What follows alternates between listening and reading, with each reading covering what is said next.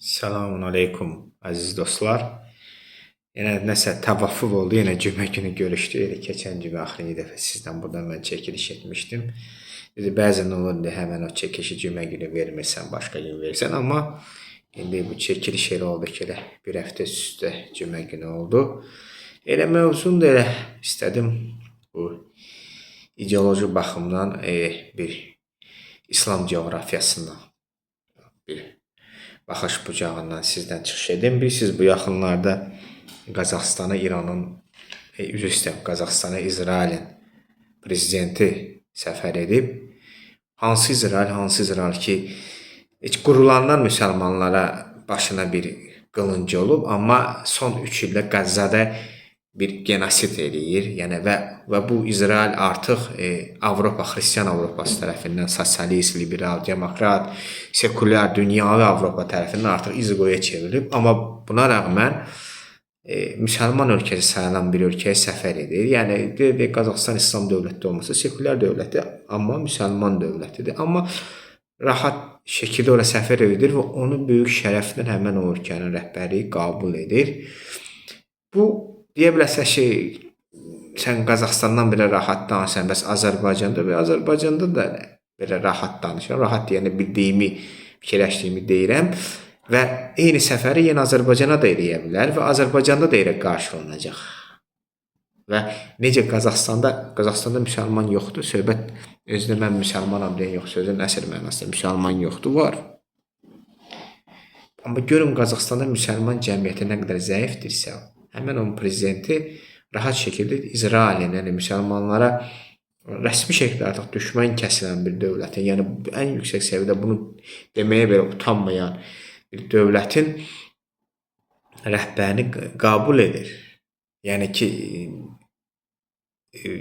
və bir Qazaxstan təsir müsəlman xanı bir türk dövlətidir. İsrailin Türkiyə ilə də münasibətləri hansı səviyyədədir bilirik. Amma onu qəbul edir və onun üçün bunu böyük şərəf bilir. Sabah Azərbaycanla olsa söhbət gedirdi, Netanyahu Azərbaycana gələcək, sonra bu söhbətlər, bu məsələ olmadı, söhbətlər kəsildi. Amma sabah eyni Netanyahu olmasa, Netanyahu baş nazirdə Herzogdur, səhv eləmirəmsə bunun soyadı, prezidenti gəlsə. Güya biz müsəlman cəmiyyəti Azərbaycanda nə edəcəyik? O zaman baş indi bir-iki nəfər çıxış elədi, etiraz elədi. Buna nə məsələ bitdi? Niyə biz bu gündəyik? Və bizi bilsiz bu günə qoyanlar kimdir? Nə İsrail bizə günahkarı deyil ilk öncə, nə bizim ölkələrin hakimiyyətləri günahkar deyil. Qazaxstan müsəlmanları indi sakit durublar. Onun günahkarı Tokayevdirmi? Yox. Əgər Qazaxstan müsəlmanları aktiv olsaydılar, fəal olsaydılar, hansısa bir təşkilatda birləşsəydilər, bir qurumda birləşsəydilər, çox olsaydılar, Tokayev cəsarəti çatardımı o İsrailin prezidentinin ölkəsində qəbul etməyə? Yox, çatmazdı.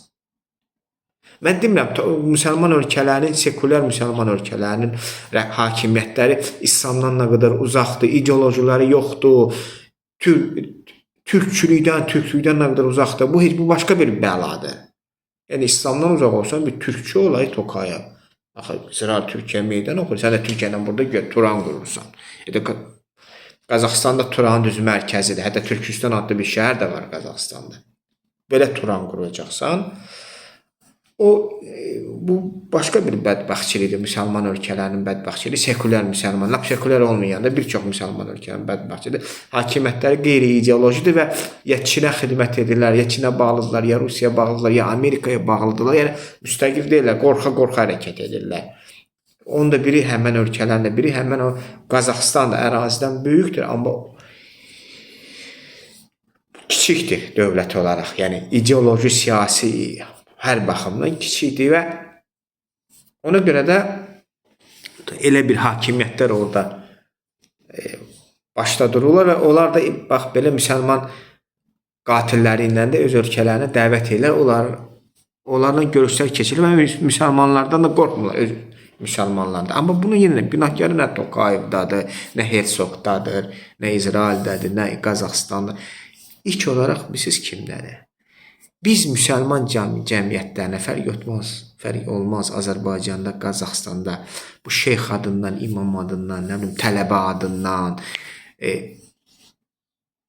gəldilər, bax, bizə İslamı dəvət, İslamı təbliğat elə elədilər ki, biz müsəlman cəmiyyətləri yatdıq. Müsəlmana dedilər ki, kitab oxuma, ancaq alverlə məşğul ol, pul qazan. O tağutdur, qazet oxuma, televizora baxma. Nə bilim, lazım olsa ki, məktəbə uşağımı göndərmə. Elə pul qazan, pul qazan bəs deyil. Mən baxıram da videolara çıxıram filan kəs, nə bilim, kimdir, tələbə adından və s.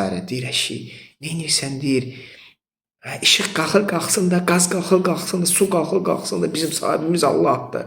Suyun da, qazın da sahibi Allahdır, boş ver, etiraz eləmə.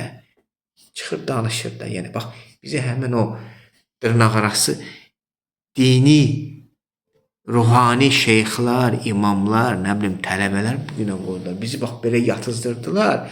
İndi də rahat şəkildə bizim ölkələrin hakimiyyətləri bizi vecinə almır. Və İsrailin rəhbərləri Avropada, İsrail izgoya çevrilib, xristiyan Avropada. Bir xristiyan özünə ayıb bilir. İsrailin artıq Avropa, xristiyan ölkələrində, istər Avropa olsun, istər Amerika olsun, yaxud İsrail vətəndaşlarını restoranlardan qovulurlar, kafelərdən qovulurlar, sən burada oturma, sən qatil bir dövlətin vətəndaşsan. Amma müsəlman ölkələrində həmən o qatil dövləti, necə müsəlmanları öldürən ölkələr, xristiyanlar bunu Qəzzadakı müsəlmanlara görə bunu edirlər, Avropalılar, Amerikalılar. Amma o Avropanın, Amerikanın ateisti də bunu edir, deyisti. Çünki bilir ki, bu qatildir, uşaq qatildir. Özünə bu ayıb bilir artıq İsrailli dost bilmə, yoldaş bilmə, İsrail vətəndaşını bir yerdə, bir kafedə belə İsrail vətəndaşı, nəyə ki masada, bir kafedə belə İsrail vətəndaşı ilə, Yahudi ilə oturmaq özünə ayıb bilirlər. Qoğulayırlar, bu video kadrlar var. Amma bizdə onu qoyuram, bizim ateistlərin, deistlərin İsrail'e eşq olsun demələrini qoyuram. Bizdə müsəlmanlıqda güya, bizdə həmən İsrailin rəhbəri gəlib bizim ölkələri səfərlər edir. Biz İsrail'e, bizim ölkələrin rəhbərləri İsrail'e qardaş dövlət, strateji dost dövlət deyir. Və niyə? Çünki bilirlər ki, bizim ölkədə müsəlmanlar heç bir təhlükə kəsb etmir onlar üçün.